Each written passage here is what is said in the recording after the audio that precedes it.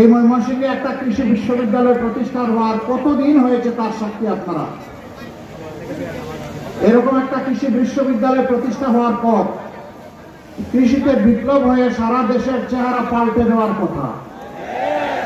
আমি জানি এই বিশ্ববিদ্যালয়গুলোতে গবেষণার জন্য যে পরিমাণ পর্যাপ্ত বাজেট, লজিস্টিক এবং জনবল সরবরাহ করা দরকার তা করা হয় না। তারপরে আমি ধন্যবাদ জানাই এই বিশ্ববিদ্যালয় বাংলাদেশকে আলহামদুলিল্লাহ অনেক কিছু দিয়েছে।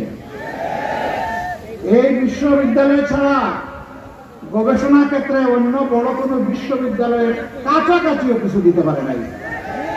আমরা ঘোষণা দিচ্ছি ইনশাআল্লাহ যদি 13 তারিখ থেকে নতুন বাংলাদেশ আল্লাহ তাআলার ইচ্ছা এবং আপনাদের মায়াবী হাতের বুকের মাধ্যমে যদি প্রতিষ্ঠিত হয়, ইনসাফের পক্ষে যদি এই রায় আসে, আল্লাহ যদি 11 বছর দেশবাসীর সেবা করার তৌফিক দেন, কেন একজন নাগরিক স্বাধীন দেশের নাগরিক হয়ে তার পরিচয় দিতে লজ্জাবোধ করবে? এর জন্য দায়ী আমাদের অসৎ নেতৃত্ব,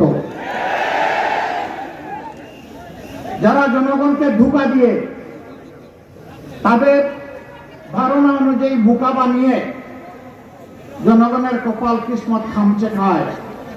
এরাই বাংলাদেশকে 54 বছরে আগাতে দেয় নাই।